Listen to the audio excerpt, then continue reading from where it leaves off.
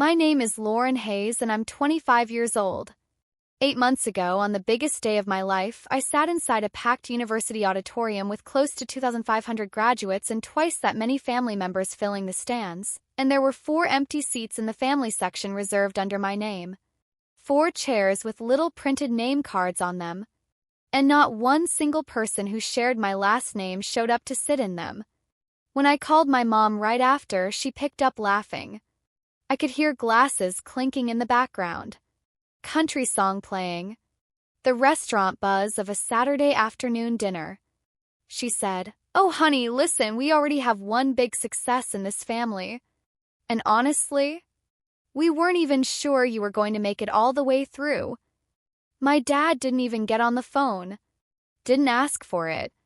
3 weeks ago, I sent them one photograph. Just one. My mother called me 53 times in a single hour after that. I know the exact number because I watched every call roll in, sitting on the front porch of a house that belongs entirely to me. I didn't pick up once. Before I tell you what was in that photo, I need to ask you one thing. If this kind of story, the kind where you show up and the people who are supposed to love you most just don't, if that lands anywhere close to home for you, drop a comment right now. Tell me what city you're watching from and what time it is where you are. It doesn't matter if it's a Tuesday afternoon or midnight on a Friday. I want to know who's out there. Because everything I'm about to tell you, I wrote for you. Stay with me. Let me take you back 8 months. Back to a Saturday morning in April. The morning I was supposed to walk across a stage and finally hear my name called out loud. I woke up before my alarm. The light coming through my studio apartment window in Newark, Delaware was that thin pale gray you only get in early spring, not quite sunrise, not quite day. I stood at my bathroom mirror in my cap and gown, trying to zip the back by myself. The zipper kept catching.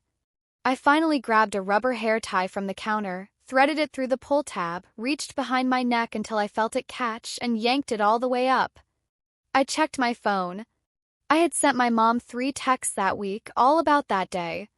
Monday. Ceremony is Saturday at 11 a.m. I have 4 seats reserved in the family section for you, Dad, Riley, and Aunt Deborah. She replied, "Okay, we'll try." Wednesday. Just confirming, everyone's still coming, right? 1 thumbs up emoji. No words. Friday night. Tomorrow's finally the big day. I'm so excited. Love you guys. The read receipt showed up at 9:47 p.m. Nothing else. The morning of, I took a selfie in my cap and gown and sent it to the family group chat. My younger sister Riley dropped a heart react. My parents gave it nothing. Not an emoji. Not a single word. I grabbed my keys and drove 25 minutes to Ridgefield University in Millsboro. Parking lot was already filling up.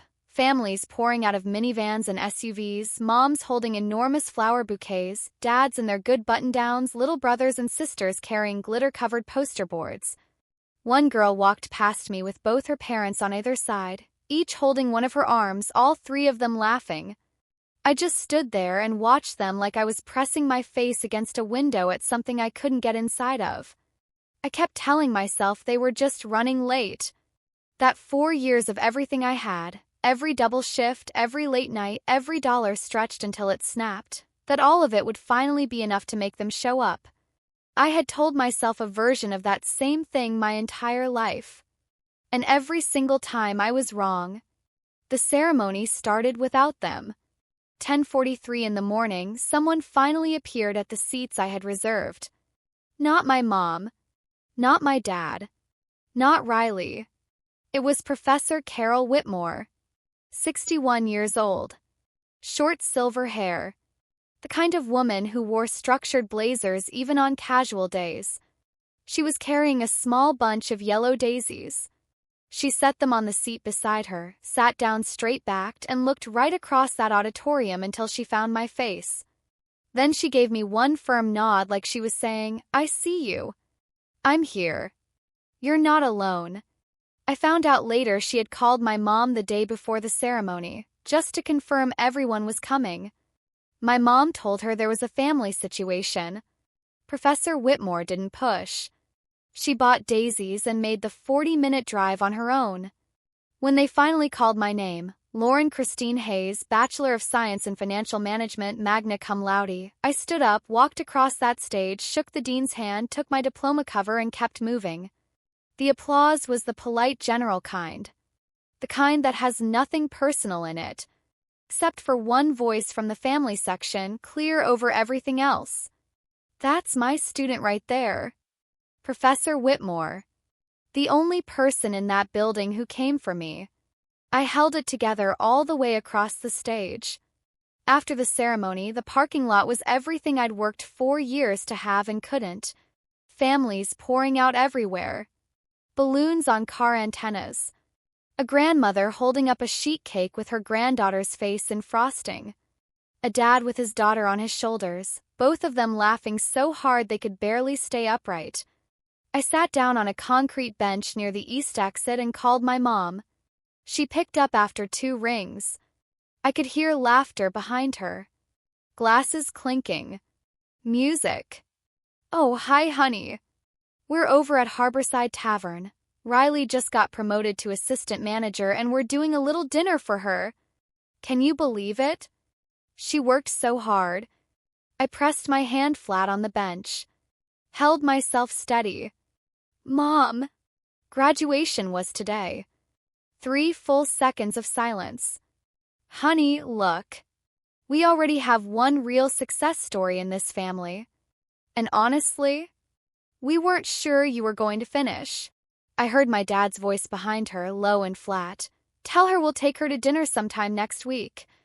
I opened Facebook right there on that bench. My mom had posted 2 hours earlier, right when my ceremony was starting. A photo of her, my dad, and Riley in a restaurant booth. Wine glasses up, big smiles, the breadbasket between them. The caption, celebrating our girl. Assistant manager at 24. Hard work always pays off. 41 likes. A row of fire emojis from relatives I hadn't heard from in months. I ended the call without saying anything else. Professor Whitmore had left the daisies on my passenger seat with a note tucked inside the paper wrap. First of many, Lauren. That was all it said. I set my diploma cover on the seat beside the flowers. The seat where my mom was supposed to be sitting on the drive home. That was the last time I dialed her number for 7 months. Not out of anger. Out of understanding. I had been waiting my whole life for a verdict from a judge who was never going to show up to court. And somewhere between that parking bench and my car, I finally understood that. Before I go any further, if you're still here, please hit the like button right now. Not for the algorithm. 'Cause I want to know how many people actually stayed with me this far into the story. And if you haven't subscribed yet, do it before you forget. The second half of this is where everything shifts. You don't want to miss it. But I need to take you back even further. 'Cause you need the whole picture before any of this makes sense. I grew up in Newark, Delaware. Regular neighborhood. Working parents. One younger sister, Riley, who was 2 years behind me in everything. I graduated high school with a 3.8 GPA and an acceptance letter from Ridgefield University in Millsboro, Delaware, a 25-minute drive from our front door, along with a partial scholarship covering $9,500 a year toward tuition. I brought that letter home on a Thursday afternoon in March. Set it on the kitchen table. My mom read it and set it back down.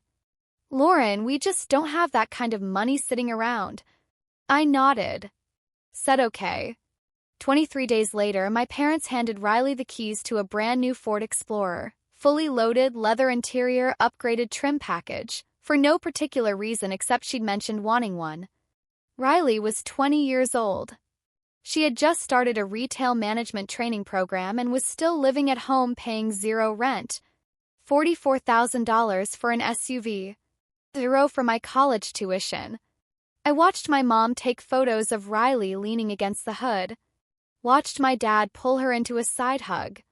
Heard the engine when Riley revved it just to hear the sound. Then I went upstairs, opened my laptop, and started looking for work. For 2 years, from 18 to 20, I worked the 5 a.m. opening shift at a chain coffee shop near our neighborhood 6 days a week. I memorized every item on the menu. I smiled at strangers before sunrise. I saved $17,200 in a bank account my parents didn't know existed. I lived at home, ate the food my mom cooked, and watched Riley come and go in her Explorer while I took the 6:15 bus. When I turned 20, I enrolled at Ridgefield University and paid for everything myself. Tuition, books, off-campus housing, groceries, gas. My parents never co-signed a single thing.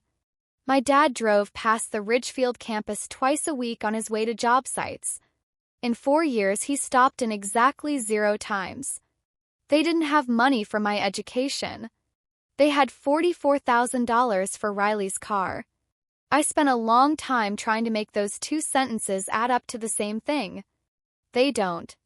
They never did. College was 2 lives running at the same time. 25 hours a week behind the counter at the campus coffee shop, plus a full course load every semester. I made the dean's list 4 semesters in a row. I won the Departmental Award for Academic Excellence in Financial Management my junior year, a framed certificate I brought home over Thanksgiving break. My mom stuck it on the refrigerator with a magnet, right below a photo of Riley at some retail conference she'd attended. The next morning, the certificate had slid off and landed face down on the floor. Nobody picked it up. I found it pushed halfway behind the trash can. Thanksgiving dinner that same year, my mom spent the first 45 minutes describing in detail how Riley had handled a tough situation with a difficult customer at work. When I mentioned making the dean's list again, she said, "That's great, sweetie," and immediately asked if I could go check on the rolls in the oven. My dad stopped by Riley's store from time to time, brought her lunch, stayed an hour. It was 41 minutes from our house to the Ridgefield campus. I looked it up once just to be absolutely sure I hadn't miscalculated the distance in my head. 41 minutes. 4 years. Not one visit. Junior year, a Wednesday night, my dad's name lit up on my phone screen. My stomach jumped because it happens so rarely. I answered before the first ring finished. "Hey, Lore. Quick thing, I've got a client asking about some financial paperwork and I don't know anything about that stuff. You know anyone up at your school who handles that sort of thing?" 12 seconds. I glanced at the clock the moment I saw his name on the screen, so I know it was exactly 12 seconds. 1 call from my father in 4 years. And it was to ask me for a referral. The night after graduation, I sat in my apartment with most of the lights off. 1 family photo on my nightstand, a 4th of July cookout when I was 16. My mom in the center. My dad behind her. Riley to her right. Me on the far left edge, half a shoulder cropped out of the frame. I did the math the way I always do, straight, no rounding. 7 years since high school. 2 years at the coffee shop. 4 years at Ridgefield. Total money I had put into building my own future, $61,000. Tuition, books, rent, groceries, transportation. The money from my parents, 0. The money from any relative, 0. Scholarship, $9,500 a year. Every remaining dollar earned before sunrise, 1 shift at a time. $61,000. And they went to Harborside Tavern. I looked at that photo for a while. Then I turned it face down on the nightstand. Not in the trash. I just couldn't let it keep facing up. I opened my laptop, updated my resume, sent out 11 job applications by the following lunch hour. I didn't block my family yet. I just stopped reaching out first. And for the first time in years, I kept the energy I'd been spending waiting for them to notice, and I held on to it for myself. 2 weeks of quiet passed. Then my mom called. "We feel just awful about missing the ceremony, Lore. Come on, let's all do a big family dinner this Saturday. We'll make it special." I said yes. I'm still not entirely sure why. Some stubborn old hope that lives in the back of your chest no matter how many times you've told it to stop. Saturday night, I drove to my parents' house in Newark with a bottle of wine and as much of an open mind as I could carry. My mom hugged me at the door. Pot roast on the stove, the whole setup. For about 12 minutes, it felt almost like something real. Then Riley arrived late, louder than necessary, dropped her purse and keys on the counter, and the room reorganized itself around her the way it always did. My mom brightened immediately. "Riley, tell Lauren about the promotion talk." Riley's company was considering her for a regional coordinator role. My parents were already planning to help cover relocation costs, around $2,500. I waited for a gap in the conversation. "I've been applying to financial advisory firms this week. There's one in Wilmington called Prescott and Hale. I have a referral from Professor Whitmore. I'm really hopeful about it." My dad looked up from his plate. "Finance? That's like taxes and that kind of thing?" My mom tilted her head slightly. "Well, that sounds stable enough, I guess." Then she turned right back to Riley. "So would this new role come with a company car or?" I cleared the dinner table that night. 7 plates. I counted them because I needed something concrete and physical to focus on. In the hallway, I caught my dad's voice, low, meant for Riley, not for me. "Your sister thinks she's too good for normal work now." I washed every single plate, tacked them, drove myself home. 2 days later, I had an interview at Prescott and Hale. 14 employees, good reputation in the Wilmington area, solid book of business. Professor Whitmore had personally called the managing partner and put in a word for me. I made the mistake of mentioning it at the next family dinner. My mom set her fork down. "Honey, are you sure you're not rushing into something? Riley was already pulling in real money at your age, and she wasn't under all this pressure." The next afternoon, my phone rang. Aunt Deborah, my dad's older sister, the one who mailed birthday cards with an actual handwritten note every single year without fail. "Lauren! Congratulations on graduating, sweetheart. I'm sorry I'm so late saying that. Your mom just mentioned it to me at church." She paused. "She also brought up this interview you have coming up. Said she was worried for you. Said she just hoped you weren't going to be too let down if it didn't pan out." I sat on the edge of my bed and held my phone and stared at the ceiling. My mother had taken the one good thing I'd shared, the one thing I was genuinely excited about, and repackaged it as a concern for the extended family to pray about. That night I called my mom, kept my voice level. "Did you tell Aunt Deborah my interview was probably going to go badly?" "I was just being realistic. I'm your mother. I'm looking out for you." Looking out for me would have been showing up at my graduation. What you did with Aunt Deborah is something different. Aunt Deborah called me back the next morning. She said something I haven't stopped thinking about since. "She does this, Lauren. She did it to your father's cousin years back, too. When someone else has good news, it makes her anxious, so she turns it into her own concern. It's just a pattern she's always had." That was the first time anyone in my family had actually named it out loud. That evening, I called Professor Whitmore. She listened to everything, the call to Aunt Deborah, the reframing, all of it. Then she was quiet for a moment. "Lauren, I have watched students like you for 30 years. Capable, hardworking, and completely exhausted from updating people who use your progress as ammunition. Top sharing. Everything you build from this point forward is yours. Guard it like it is, because it is." I sat with that for a full day. Then I made a decision. No more updates to my family. No new milestones, no exciting news, no vulnerability handed over so it could be used against me. Not cold silence, just nothing new. An information lock. My interview at Prescott and Hale Financial Group was on a Tuesday morning at their office on Market Street in Wilmington, a narrow brick building with tall windows, exposed wood beams, real hardwood floors. The receptionist, Fiona, offered me coffee in an actual ceramic mug, and I took it as a good sign. The managing partner, Greta Prescott, was 64. Silver hair cut into a clean bob. CPA license on the wall from 1991. She'd built the firm from scratch, started as a two-person operation in a rented office suite above a dry cleaner on the other side of town. She asked me the usual questions. Then she put her pen down. Why financial advisory? And please, not the answer you practiced in the car on the way over here. I had a whole line ready about analytical thinking and long-term planning. What actually came out was, because numbers don't play favorites. The math works the same for everyone. I grew up around people who didn't, and I've always trusted the numbers more. Greta held my gaze for about 4 seconds. Then she picked up her pen and wrote something in her notepad. We'll be in touch, Ms. Hayes. I shook her hand and walked out into April sunshine on Market Street. My phone was in my pocket.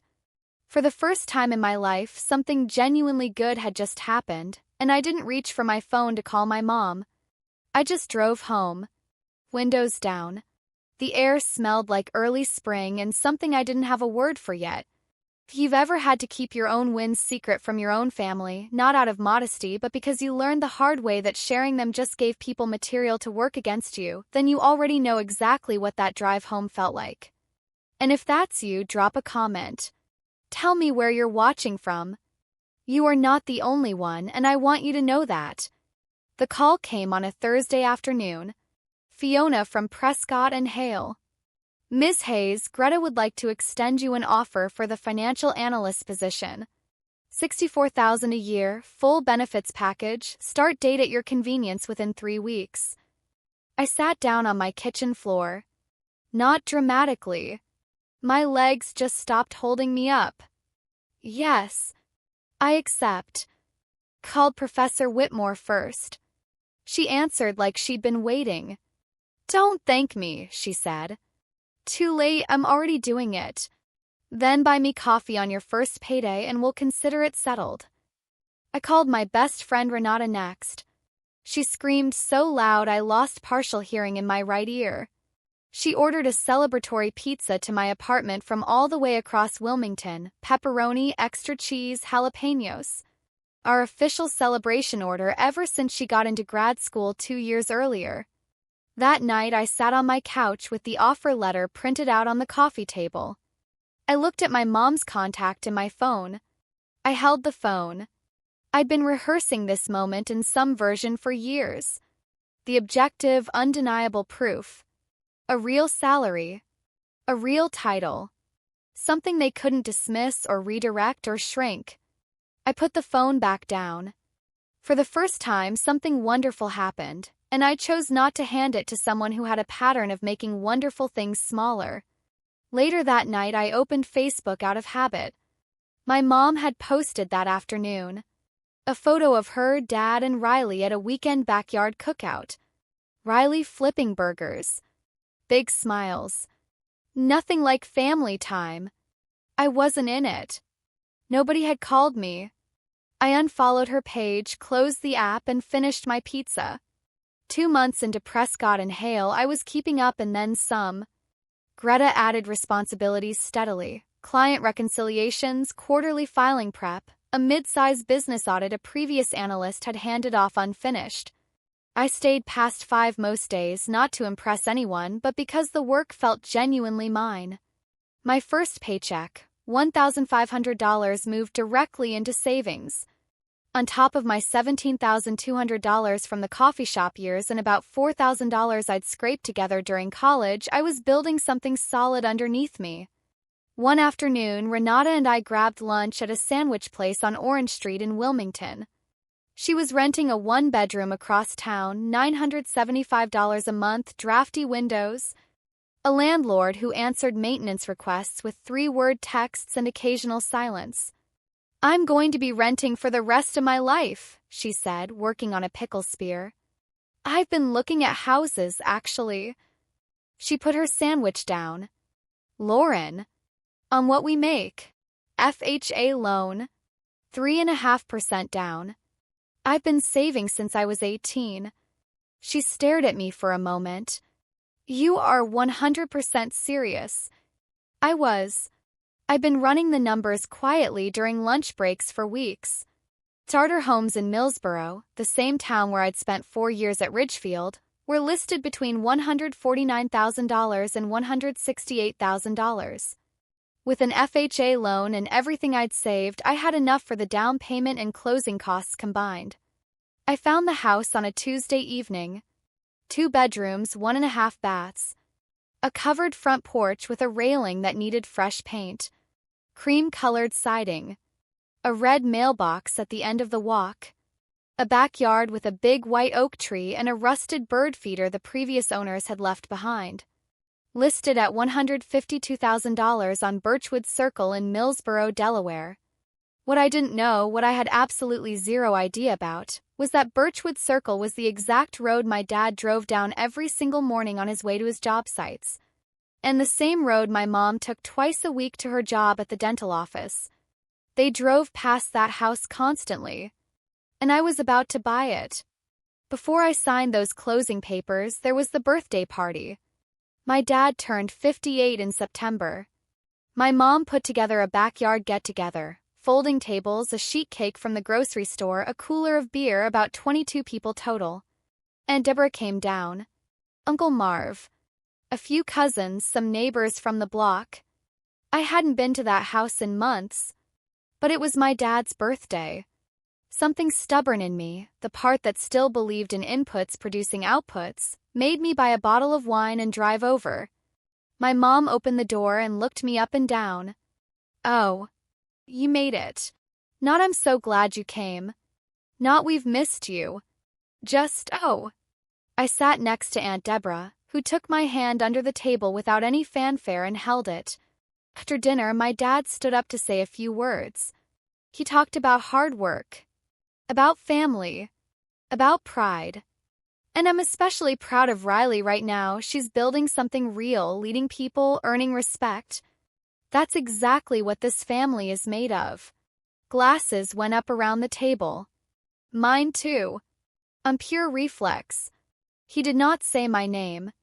Not a single mention, not the degree, not the job, nothing. Then Deborah leaned close, barely a whisper. He didn't even say your name. I kept my face completely still. Took a small sip of wine. Set the glass back down. Then Riley leaned back in her chair. She'd had a few drinks and was riding the good feeling of our dad's toast, and said loud enough for the whole table, "Seriously?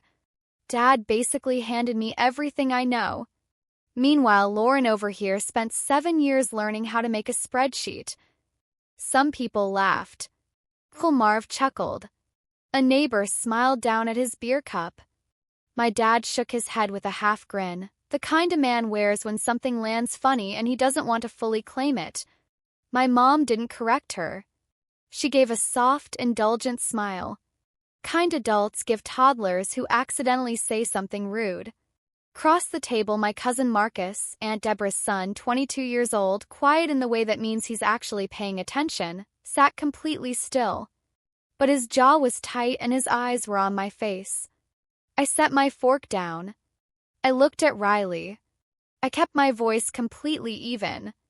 7 years of spreadsheets, a financial management degree, and a $64,000 salary. You're welcome to stop by my office anytime and see what those spreadsheets actually build. The whole table went quiet. Riley's smile went flat. Wow, okay. I was just messing around, Lore. My mom stepped in immediately. Lauren, please don't make a scene at your father's birthday. There it was. Every time. Same move. Protect the one she preferred. Redirect the other one. 25 years of it right there in front of everybody. You're right, I said. Happy birthday, Dad. I turned back to my plate.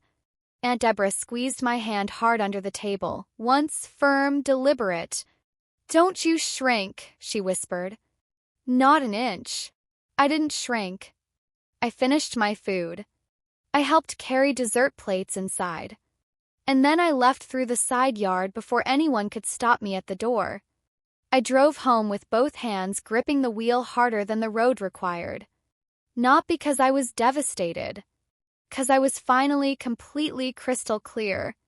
7 years of moments played back in perfect order. The certificate face down behind the trash can. The $44,000 SUV with zero for my tuition. The thumbs up emoji. We'll see. Harborside Tavern. We didn't think you were going to make it through. Aunt Deborah's phone call. Don't make a scene at your father's birthday. Every single one a tile in the same mosaic. And for the very first time I could see the whole picture without having to squint at just one piece of it. At a red light on Route 9, I opened the family group chat and typed with one thumb. I'm going to need some space from family events for a while. Sent. My phone rang before I'd made it another block. My mom. I pulled to the curb and answered. What on earth is wrong with you? It was a joke. You do this every single time, turn everything into some big emotional thing. I waited until she was done. Then, calmly, I'm done trying out for a role that was already cast. I hung up and drove home. That night I went into my phone settings. Block contacts. Sandra Hayes. Frank Hayes. Riley Hayes. 3 names. 8 seconds. I laid back on my bed and looked at the ceiling. White. Completely still. Completely quiet. No group chat pinging. No performance required. No waiting. 3 months later I would sign my name on 53 pages of closing documents. But that night all I knew was the silence in my apartment. And how different that silence felt from being alone. Before I get to the photo, I need to stop and ask you something. If this story is doing something to you right now, if it's sitting somewhere in your chest that feels familiar, please share this video with someone who needs it. Text it to somebody. Post it. 'Cause somewhere out there right now, someone is sitting on a park bench after their own graduation waiting for a phone call that isn't coming. And they need to know they're not invisible. They're just surrounded by the wrong people. Subscribe if you haven't already. Hit the notification bell. Because the part I'm about to tell you, this is where it all turns around. Closing day was a Wednesday in November. Title office smelled like fresh coffee and warm printer paper. I wore the charcoal blazer I'd bought for my Prescott and Hale interview, the one that makes me feel like someone who actually has her life under control. I signed 53 pages. Renata sat beside me as my witness, and every few pages she'd lean over and whisper something. Lauren Hayes, property owner, and I kept shushing her and failing to stop smiling. Title attorney slid the final page across the desk. I signed it. He reached into his drawer and set a single key down in front of me on a small paper tag. Congratulations, Ms. Hayes. It's yours. I picked it up and turned it over in my hand. It weighed almost nothing, but it felt like 7 years pressed into one small piece of metal. Renata drove behind me to the house. I turned onto Birchwood Circle, pulled into the driveway, my driveway, and sat there for a moment with the engine off. The sold sign was still staked in the front yard. The white oak in the backyard was just visible over the roofline. My neighbor to the right, Gloria Marsh, 66 years old, reading glasses perpetually pushed up on her head, always out in her garden regardless of the hour, looked up from her flower bed and waved. Welcome to Birchwood, sweetheart. Renata walked me to the front door. Key in the lock. Turn. Push. The house smelled like fresh paint and open air. Get on the porch next to the sign, Renata said, phone already up. I stood on the front porch with the key in my hand and the sold sign staked in the yard behind me. She took 4 photos. In the best one, I'm laughing, genuinely, completely laughing, and I genuinely cannot remember what she said to make it happen. I just know the sound was entirely mine. No performance in it. No audience I was trying to win over. Just real. I posted that photo that evening. The caption. First home. No cosigner. No help. Just 7 years of showing up for myself when nobody else did. I had my parents and Riley blocked. They wouldn't see it. But Millsboro, Delaware is a town of about 14,000 people. And in a town that size, Facebook is a party line with a share button and no off switch. By the next morning, the post had over 130 likes. By afternoon, more than 300. Old high school friends, Ridgefield classmates, Prescott and Hale co-workers, teachers I hadn't spoken to in years. My cousin Marcus shared it on his page with, "Proud of my cousin." Some people don't need an audience to do something remarkable. Aunt Deborah shared it within the hour, added her own caption, "That's my niece.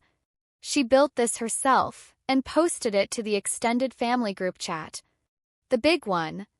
The one with all the aunts and uncles and cousins. The one my mom checked every single morning with her first cup of coffee. My mom was on her lunch break at the dental office on a Thursday when her phone buzzed. She opened the family group chat. Aunt Deborah had posted a photo with the caption, "Look at what our girl did." My mom opened it. Her daughter, standing on a front porch, key in hand, sold sign in the yard. Caption she had to read twice. She called the number she'd been dialing for 25 years. Straight to voicemail. Tried again. Voicemail. Tried from the office landline. Voicemail. According to Aunt Deborah, who pieced this together from calls made afterward, my mom eventually went out to the parking lot and tried from her car. Over and over and over. Meanwhile, 10 miles away, my dad was driving his work truck down Birchwood Circle the way he did every single morning. He glanced right out of habit and saw the sold sign in front of the cream-sided house near Gloria Marsh's place. Then he saw the silver Honda in the driveway. He knew that car. He pulled to the curb, sat there, stared at the front door. He called my mom. "Did you know about this?" Her voice through the speaker was cracked and thin. "She bought a house on Birchwood Circle, Frank. The road you drive every single day. 53 calls in 1 hour. Blocked numbers still show up in your call log, they just don't ring through." I counted them that evening sitting at my kitchen table, the one I'd found at a second-hand shop on Route 1 and refinished myself over a long weekend. 53 calls. Same number as the closing pages I'd signed.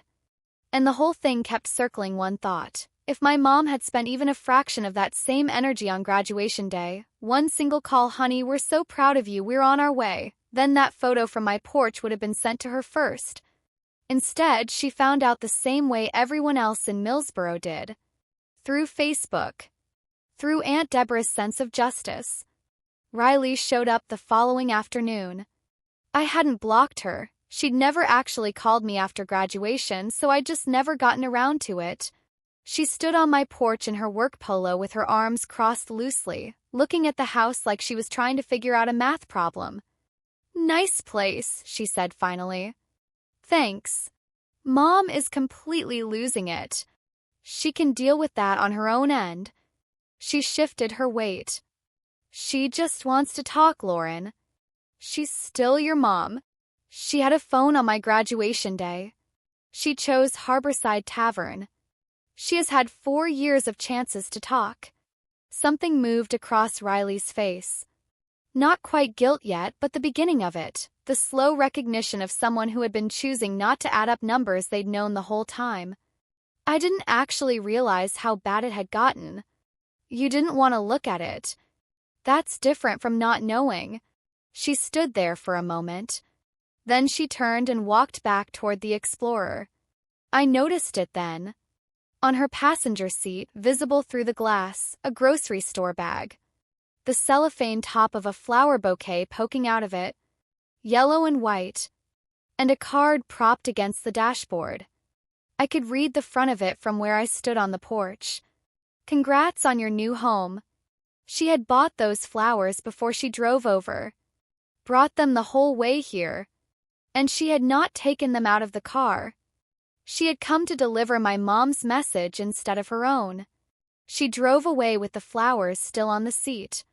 I went inside and closed the door. 3 days after that, I came home from work and found my mom sitting on my front porch steps. Gloria Marsh was across the yard tending to her garden with the focused attention of a woman who is absolutely not eavesdropping but absolutely is. My mom stood up when she heard my car. Her eyes were red at the edges. She was wearing her church blouse, the good one with the small buttons, which meant she had been working herself up to this for hours. "You bought a house," she said. "And you didn't even tell me." I set my work bag on the railing. "I graduated from college and you went to a restaurant. I think we've established I don't owe you every milestone." "That is not fair. The 4 empty seats at my ceremony would say otherwise." She shifted angles. Her posture straightened a little. "So this is how you pay me back after everything I sacrificed for you? I raised you. I gave you everything I had. Then name $1 you put into my education. 1 textbook. 1 semester of housing. 1 single dollar." Her mouth opened, closed, opened again. Nothing came out. That's what I thought. Her chin started to tremble, the real kind, not the kind people perform. "You won't punish me." "No. I'm just living my life. And for the first time, I'm not putting it on hold waiting for you to notice it." Gloria turned off her hose. The yard went completely quiet. Car rolled slowly down Birchwood Circle. Somewhere a dog barked once and stopped. My mom stood on my porch, the porch I had earned, in front of the house I had built entirely by myself, on the road she drove down constantly without knowing, and she had nothing left. No redirect to Riley. No "a mother worries." No script that fit the situation. She started to cry. Not loudly. Quiet kind. Kind that happens when someone finally understands that the scene they rehearsed isn't going the way they planned. I didn't move toward her. I didn't step back. I held my ground exactly where I was. "Mom, I don't want to fight. I'm not here for revenge. I just need you to really hear something." She looked up at me. "I am done trying to earn a seat at a table that was never set for me." She wiped her face with the back of her hand. "What do you want from me?" "I want you to go home. And I want you to sit with the fact that your daughter bought a house on the road you drive every single week, and you had absolutely no idea." She stood there for another moment. Then she walked slowly down the porch steps like something heavy had settled onto her shoulders. She got to her car, sat there, then turned back once. "Your dad saw the house Monday morning. He recognized your car in the driveway. He pulled over and sat in his truck for almost 20 minutes. I held her gaze. Then he might want to think about why he sat in his truck instead of walking up to the door." She backed out and drove down Birchwood Circle toward home. Gloria stood at her fence with the garden hose coiled at her feet. "Everything okay over there, honey?" "Yeah, Gloria. I'm okay." I went inside, leaned my back against the front door, let out a breath I hadn't known I was holding since April. The house was still and quiet and completely, entirely mine. In a town of 14,000 people, news doesn't need the internet. Moves through Sunday service foyers, the checkout line at the grocery store, the waiting area at the hair salon on Mulberry Street, and the parking lot of the Wawa on Route 113 faster than any algorithm ever could. Within 2 weeks, the story had spread to every corner of Millsboro that mattered. My mom walked into Sunday morning service at Millsboro Baptist the way she always did, pressed and polished and practiced, and slid into her usual pew near the back. After the service, a woman named Carolyn Beatty, longtime head of the Women's Prayer Circle, the kind of person who knows everything that happens in a 10-mile radius and considers it a spiritual calling, caught my mom near the coffee station. "Sandra, I saw your daughter bought a beautiful place over on Birchwood Circle. You must be so proud of her. Did you help with the down payment?" My mom's expression stayed in place. Her eyes didn't quite. "Oh, Lauren's always been very independent." Carolyn leaned in slightly. "Someone mentioned you all were out celebrating Riley's promotion on the afternoon of Lauren's graduation ceremony. Was that a combined celebration?" The color went out of my mom's face. She set her coffee cup down too hard. Some splashed over the rim, mumbled something about needing to find my dad, and walked straight to the parking lot. "My dad got a version of it, too." One of his longtime clients, a guy named Phil who came in regularly, mentioned seeing my post shared on the Millsboro community page. "Frank, your daughter bought her own place at 25 without any help from anybody? Man, that's something to be real proud of." My dad said, "Yeah, she is," and went back to his work order. My mom stopped going to Wednesday evening prayer circle. She started parking near the exit at church so she could be out of the parking lot before anyone could corner her at the coffee table. For the first time in her adult life, the story being told about her family was not one she had written or approved. That same week, Riley sat at my parents' kitchen table for their usual Monday dinner. Same table, same pot roast, but the room felt like one that had been holding its breath. My mom barely spoke. She kept looking out the back window at the yard. My dad kept his eyes on his plate. Riley set her fork down. "Are we seriously not going to talk about any of this?" My mom's voice came out flat and far away. "Your sister made her choices." Riley looked around the table. 3 place settings. My chair, the 4th, pushed in tight against the table like someone had tried to make it disappear. She thought about things she had been very good at not thinking about. The certificate she'd watched end up face down on the kitchen floor. The graduation she'd shrugged off with a text. The birthday party joke about spreadsheets. The flowers she'd driven over with and driven back home without handing to me. "Mom," she said slowly, "did we actually miss her graduation?" Silence. My promotion dinner was at Harborside Tavern. Her graduation ceremony was one day.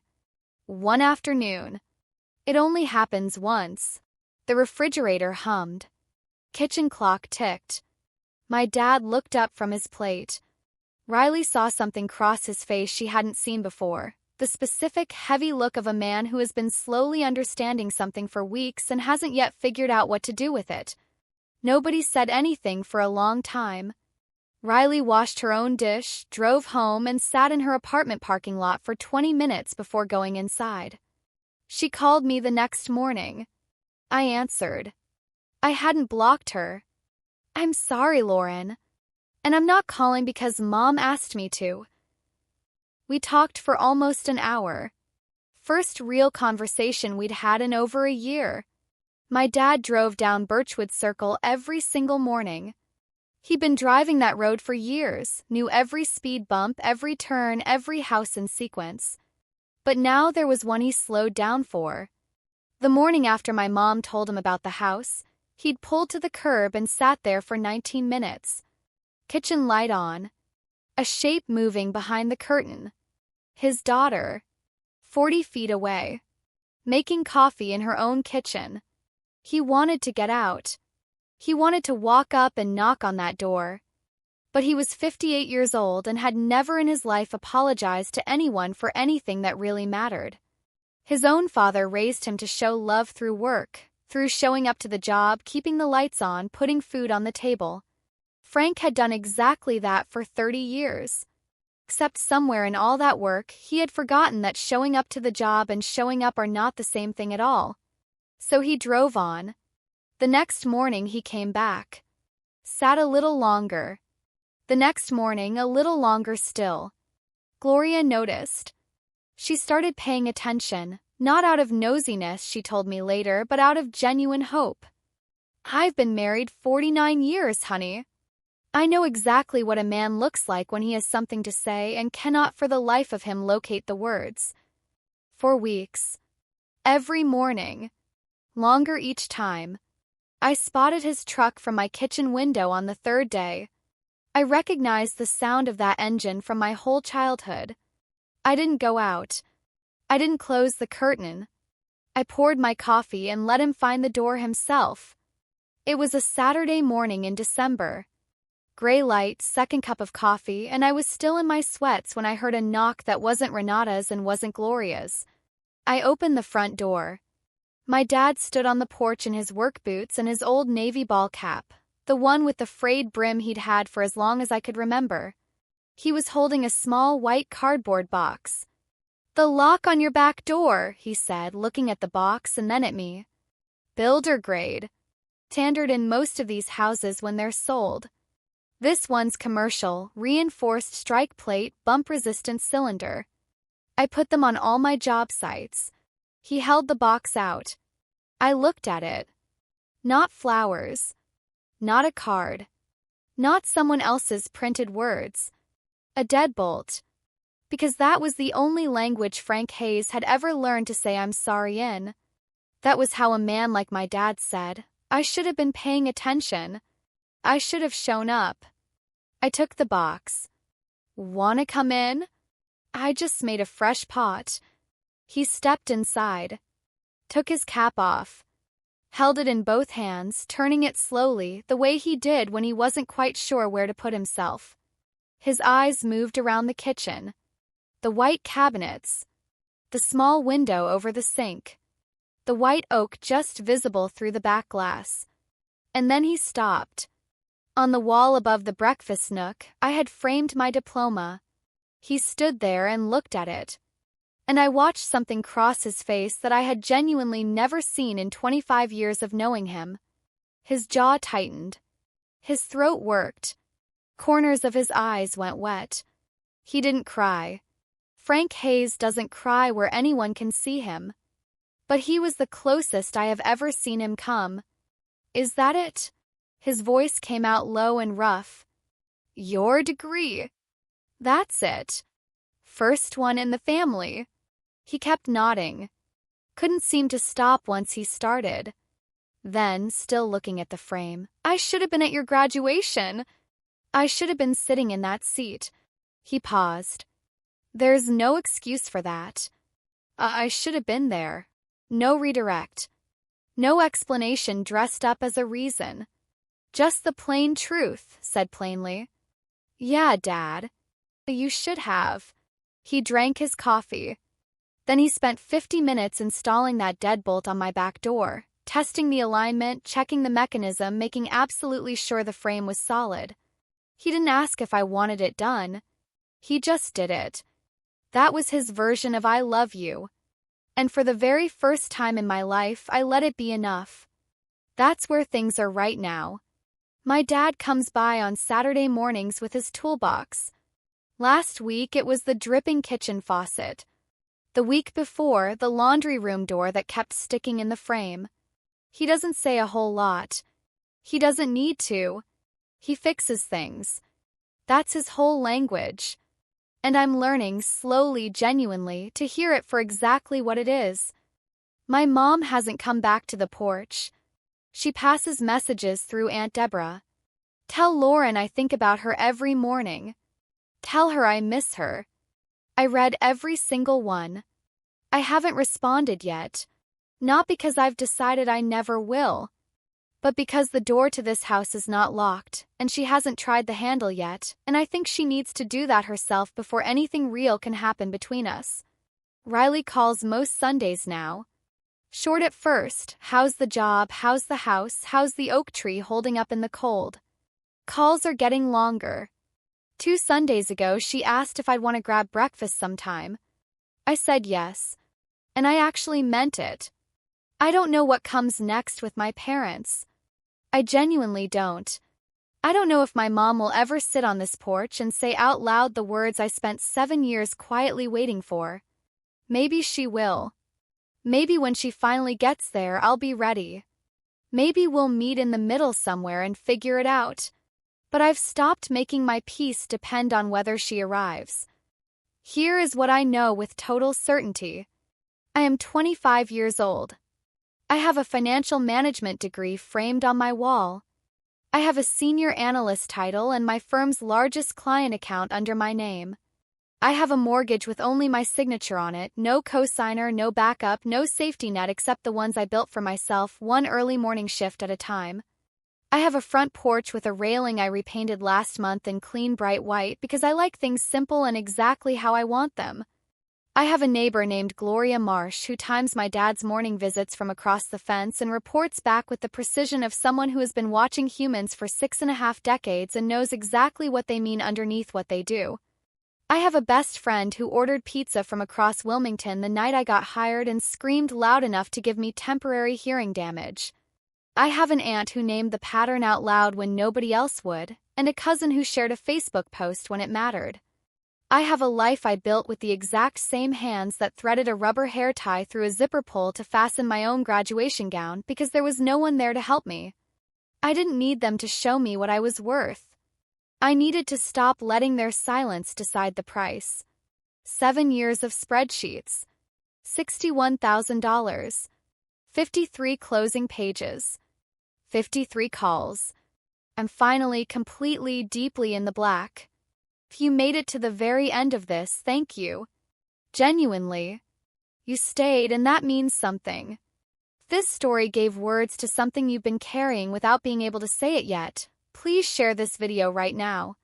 Send it to someone who needs it. 'Cause somewhere out there is a person sitting on a bench after their own graduation, watching their phone, waiting for a call that isn't coming.